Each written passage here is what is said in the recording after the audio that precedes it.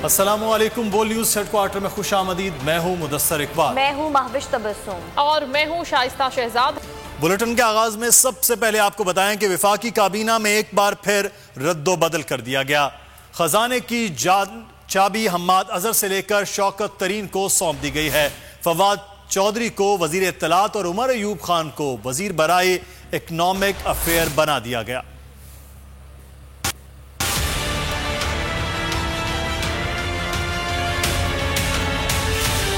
वफाकी काबीना में एक बार फिर रद्दोबदल, कई वजीरों को इधर उधर कर दिया गया। हम्माद अजहर से वजारत खजाना का कलमदान वापस ले लिया गया। उनकी जगह शौकत तरीन को वजीर खजाना व रेवेन्यू मुकर्रर किया गया है। हम्माद अजहर को तवानाई की वजारत सौंप दी गई।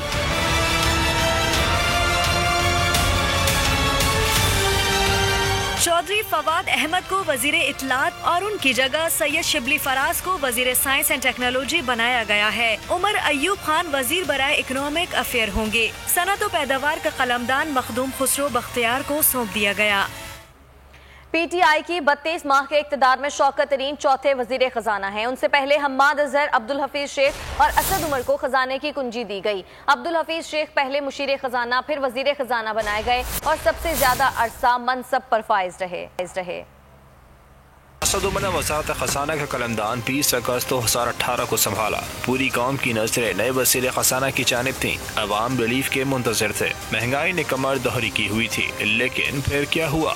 वज़ीर आज़म के लाडले असद उमर से इस्तीफा ले लिया गया। इन्हें वजीर से सबकदोश कर दिया गया। असद उमर महज 8 माह ही वज़ीर रहे। कप्तान की नजरें अब पीपल्स पार्टी और मुशर्रफ के साबिक वज़ीर खजाना अब्दुल हफीज शेख की जानिब उठी। इन्हें मुशीर के तौर पर अपना लिया गया। वो 20 माह तक बतौर मुशीर मुल्क के खजाने की रखवाली करते रहे। दिसंबर 2020 में अब्दुल हफीज शेख वफाकी वज़ीर खजाना बन गए। इन्हें सेनेट का इलेक्शन लड़वा कर दोबारा खजाने की कुंजी देने का फैसला हुआ, लेकिन ऐवान बाला के इंतखाबात में शिकस्त के बाद अब्दुल हफीज शेख को महंगाई पर काबू न करने का इल्जाम लगाकर बाहर कर दिया गया। ये इल्जाम शिबली फराज ने लगाया।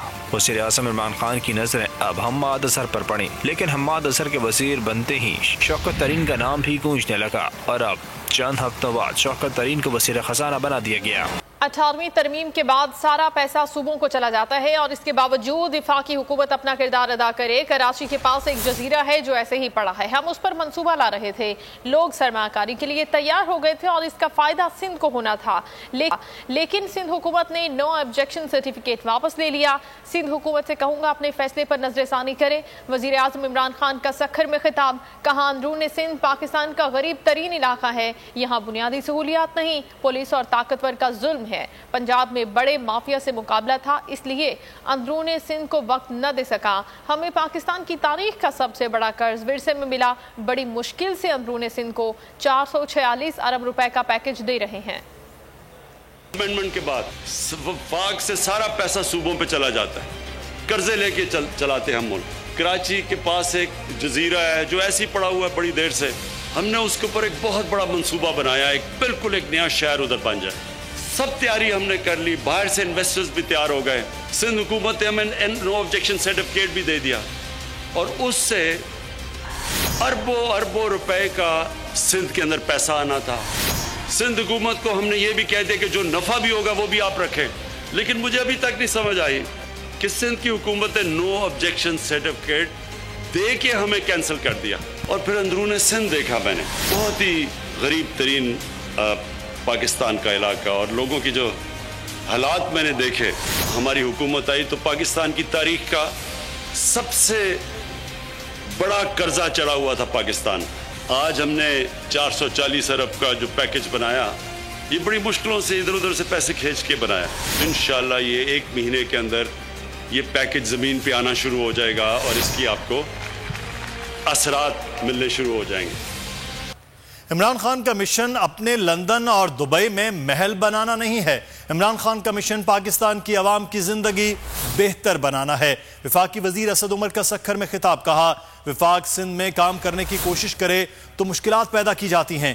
वजीर आजम ने खुसूसी हिदायत की थी कि अंदरून सिंध के लिए खुसूसी पैकेज तैयार किया जाए। खिदमत के लिए एक तारीखी तरक्याती पैकेज का ऐलान किया गया था और जिस दिन वो ऐलान हुआ था उसी दिन वज़ीर आज़म ने मुझे ये हिदायत दी थी कि अब बाकी जो सिंध के अजला हैं उनके लिए तरक्याती पैकेज के ऊपर भी काम किया जाए। पाकिस्तान में सिर्फ एक लीडर है जो कौमी सोच रखने वाला लीडर है, जो पूरे पाकिस्तान का लीडर है, किसी पाकिस्तान के खित्ते का नहीं लीडर, और वो लीडर इमरान खान है। सिंध की हुकूमत जो वोट तो सिंध के नाम पर लेकर आई है, लेकिन जब सिंध की खिदमत करने की कोशिश करते हैं वफाक, तो उसके अंदर भी मुश्किलात पैदा करते हैं। और इमरान खान का मिशन दुबई में, लंदन में प्रॉपर्टीज बनाना नहीं, इमरान खान का मिशन स्विट्जरलैंड के बैंक के अंदर डॉलर जमा करना नहीं, इमरान खान का मिशन पाकिस्तान के हर शहरी, चाहे वो पाकिस्तान के किसी इलाके से ताल्लुक रखता हो, कोई जुबान बोलता हो, उसकी जिंदगी बेहतर करना है। वो जो जिम्मेदारी वफाक की जो नहीं भी बनती, वो भी वजीर आजम की हिदायत है कि आपने सिंध के आवाम के लिए पूरी करनी है। तर्जुमान सिंध हुकूमत मुर्तज़ा वहाब कहते हैं कि इमरान हर साल रमज़ान में कराची आते हैं और अस्पताल के लिए चंदा मांग कर ले जाते हैं। रद्द अमल में PTI रहनुमा हलीम आदिल शेख ने मुर्तज़ा वहाब को आड़े हाथों ले लिया। मुर्तज़ा वहाब उतरे हुए चेहरे से भीगी बिल्ली बनकर तनकीद करने आए थे। सिंध पैकेज सूबे के करप्ट वजीरों और मुशीरों पर बिजली बनकर गिरा है। पाकिस्तान के कप्तान इमरान खान साहब की भी याद दहानी कराना चाहूँगा कि पहली बार नहीं है कि इमरान खान साहब सूबा सिंध के लिए या सूबा सिंध के किसी शहर के लिए कोई तरक्याती पैकेज ऐलान करने जा रहे हैं। इसलिए मैं मजबूर हूँ कि अब कप्तान का एक और नाम तजवीज़ करना चाहूँगा, ऐलान खान। वज़ीर आज़म पाकिस्तान ने मार्च 2019 में थरपारकर ज़िले के लिए ऐलान किया 1 अरब रुपए के मोबाइल हेल्थ यूनिट्स का।